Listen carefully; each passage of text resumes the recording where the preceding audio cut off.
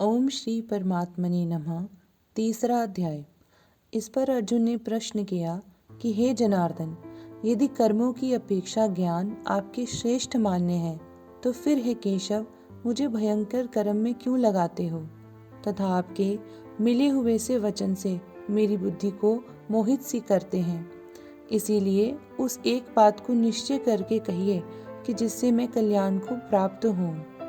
इस प्रकार अर्जुन के पूछने पर भगवान श्री कृष्ण महाराज बोले, हे निष्पाप अर्जुन, इस लोक में दो प्रकार की निष्ठा मेरे द्वारा पहले कही गई है, ज्ञानियों की ज्ञान योग से और योगियों की निष्काम कर्म योग से। परंतु किसी भी मार्ग के अनुसार कर्मों को स्वरूप से त्यागने की आवश्यकता नहीं है, क्योंकि मनुष्य न तो कर्मों के न करने से निष्कर्मता को प्राप्त होता है और न कर्मों को त्यागने मात्र से भगवत साक्षात्कार रूप सिद्धि को प्राप्त होता है, तथा सर्वथा कर्मों का स्वरूप से त्याग हो भी नहीं सकता, क्योंकि कोई भी पुरुष किसी काल में क्षण मात्र भी बिना कर्म किए नहीं रहता है। निसंदेह सभी पुरुष प्रकृति से उत्पन्न हुए गुणों द्वारा परवश हुए कर्म करते हैं। इसीलिए जो मूढ़ बुद्धि पुरुष कर्मेंद्रियों को हठ से रोककर इंद्रियों के भोगों को मन से चिंतन करता है वह मिथ्याचारी अर्थात दंभी कहा जाता है। और हे अर्जुन, जो पुरुष मन से इंद्रियों को वश में करके अनासक्त हुआ कर्मेंद्रियों से कर्मयोग का आचरण करता है वह श्रेष्ठ है। इसलिए तू शास्त्र विधि से नियत किए हुए स्वधर्म रूप कर्म को कर, क्योंकि कर्म न करने की अपेक्षा कर्म करना श्रेष्ठ है तथा कर्म न करने से तेरा शरीर निर्वाह भी सिद्ध नहीं होगा। हे अर्जुन, बंधन के भय से भी कर्मों का त्याग करना योग्य नहीं है, क्योंकि यज्ञ अर्थात विष्णु के निमित्त किए गए कर्म के सिवा अन्य कर्म में लगा हुआ ही यह मनुष्य कर्मों द्वारा बंधता है। इसलिए हे अर्जुन, आसक्ति से रहित हुआ उस परमेश्वर के निमित्त कर्म का भली प्रकार आचरण कर।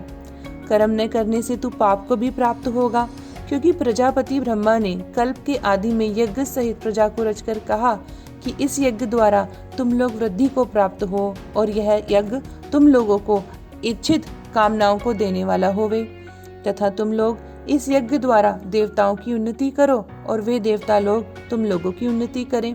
इस प्रकार आपस में कर्तव्य समझकर उन्नति करते हुए परम कल्याण में को प्राप्त होवोगे, तथा यज्ञ द्वारा बढ़ाए हुए देवता लोग तुम्हारे लिए बिना मांगे ही प्रिय भोगों को देंगे।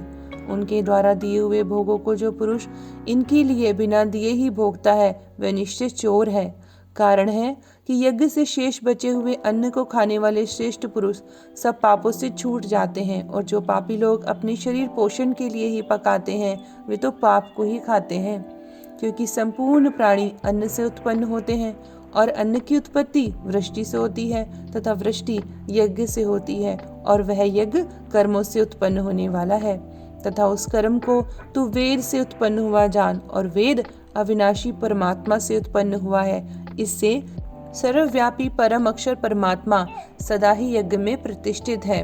हे पार्थ, जो पुरुष इस लोक में इस प्रकार चलाए हुए सृष्टि चक्र के अनुसार नहीं बरतता है अर्थात शास्त्र अनुसार कर्मों को नहीं करता है, वह इंद्रियों के सुख को भोगने वाला पापायु पुरुष व्यर्थ ही जीता है।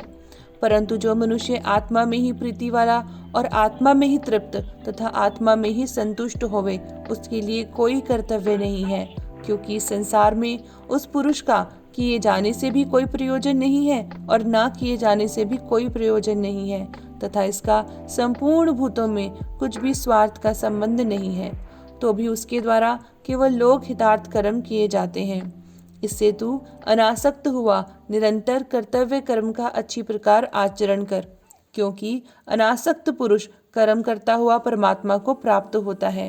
इस प्रकार जनकादि ज्ञानी जन भी आसक्ति रहित कर्म द्वारा ही परम सिद्धि को प्राप्त हुए हैं। इसीलिए तथा लोक संग्रह को देखता हुआ भी तू कर्म करने को ही योग्य है, क्योंकि श्रेष्ठ पुरुष जो जो आचरण करता है अन्य पुरुष भी उसके ही अनुसार बरतते हैं। वह पुरुष जो कुछ प्रमाण कर देता है लोग भी उसी के अनुसार बरतते हैं।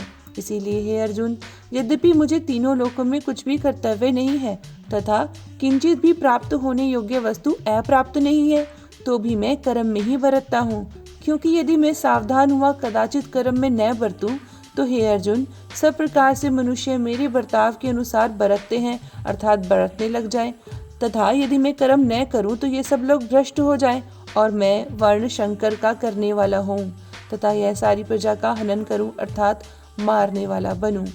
इसीलिए हे भारत, कर्म में आसक्त हुए अज्ञानी जन जैसा कर्म करते हैं वैसे ही अनासक्त हुआ विद्वान भी लोक शिक्षा को चाहता हुआ कर्म करे।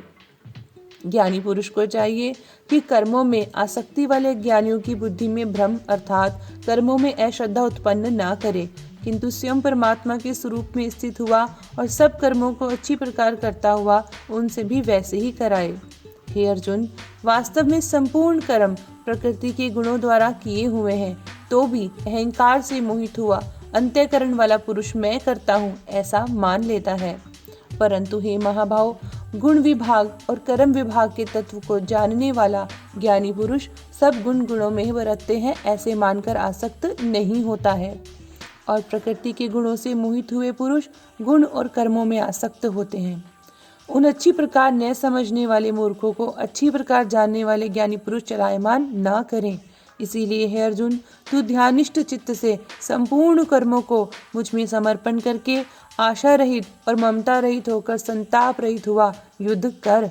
हे अर्जुन, जो कोई भी मनुष्य दोष बुद्धि से रहित और श्रद्धा से युक्त हुए सदा ही मेरे इस मत के अनुसार बरतते हैं वे पुरुष संपूर्ण कर्मों से छूट जाते हैं, और जो दोष दृष्टि वाले मूर्ख लोग इस मेरे मत के अनुसार नहीं बरतते हैं उन संपूर्ण ज्ञानों में मोहित चित्त वालों को तू कल्याण से भ्रष्ट हुआ ही जान। क्योंकि सभी प्राणी प्रकृति को प्राप्त होते हैं, अर्थात अपने स्वभाव से परवश हुए कर्म करते हैं। ज्ञानवान भी अपनी प्रकृति के अनुसार चेष्टा करता है, फिर इसमें किसी का हट क्या करेगा। इसीलिए मनुष्य को चाहिए कि इंद्रिय के अर्थ में अर्थात सभी इंद्रियों के भोगों में स्थित जो राग और द्वेष है उन दोनों के वश में नहीं होवे, क्योंकि उसके वे दोनों ही कल्याण मार्ग में विघ्न करने वाले महान शत्रु हैं। इसीलिए उन दोनों को जीतकर सावधान हुआ स्वधर्म का आचरण करे, क्योंकि अच्छी प्रकार आचरण किए दूसरे के धर्म से भी गुण रहित भी अपना धर्म अति उत्तम है। अपने धर्म में मरना भी कल्याणकारक है और दूसरे का धर्म भय को देने वाला है। इस पर अर्जुन ने पूछा कि हे कृष्ण, फिर यह पुरुष बलात् लगाए हुए के सदृश न चाहता हुआ भी किससे प्रेरा हुआ पाप का आचरण करता है। इस पर अर्जुन के पूछने पर श्री कृष्ण महाराज बोले, हे अर्जुन, रजोगुण से उत्पन्न हुआ यह काम ही क्रोध है। यह ही महान अशद अर्थात अग्नि के सदृश भोगों से न तृप्त होने वाला और बड़ा पापी है। इस विषय में इसको ही तू वैरी जान।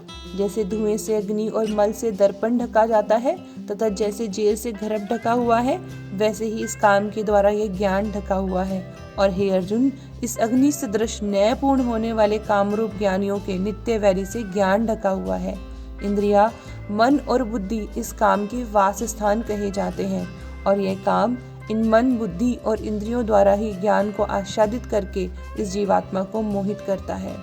इसीलिए हे अर्जुन, तू पहले इंद्रियों को वश में करके ज्ञान और विज्ञान के नाश करने वाले इस काम पापी को निश्चय पूर्वक मार। और यदि तू समझे कि इंद्रियों को रोककर कामरूप वैरी को मारने की मेरी शक्ति नहीं है तो तेरी यह भूल है, क्योंकि इस शरीर से तो इंद्रियों को पर अर्थात श्रेष्ठ, बलवान और सूक्ष्म कहते हैं, और इंद्रियों से पर मन है, और मन से भी पर बुद्धि है, और जो बुद्धि से भी अत्यंत पर है वह आत्मा है। इस प्रकार बुद्धि से पर अर्थात सूक्ष्म तथा सब प्रकार बलवान और श्रेष्ठ अपने आत्मा को जानकर और बुद्धि के द्वारा मन को वश में करके हे महाभाव, अपनी शक्ति को समझकर इस दुर्जय कामरूप शत्रु को मार। इति श्रीमद् भागवत गीता रूपी उपनिषद एवं ब्रह्म विद्या तथा योग शास्त्र विषयक श्री कृष्ण और अर्जुन के संवाद में कर्म योग नामक तीसरा अध्याय। श्रीमन्नारायण नारायण नारायण, भजमन नारायण नारायण नारायण। हरे कृष्ण कृष्ण कृष्ण हरे हरे, हरे राम राम राम हरे हरे।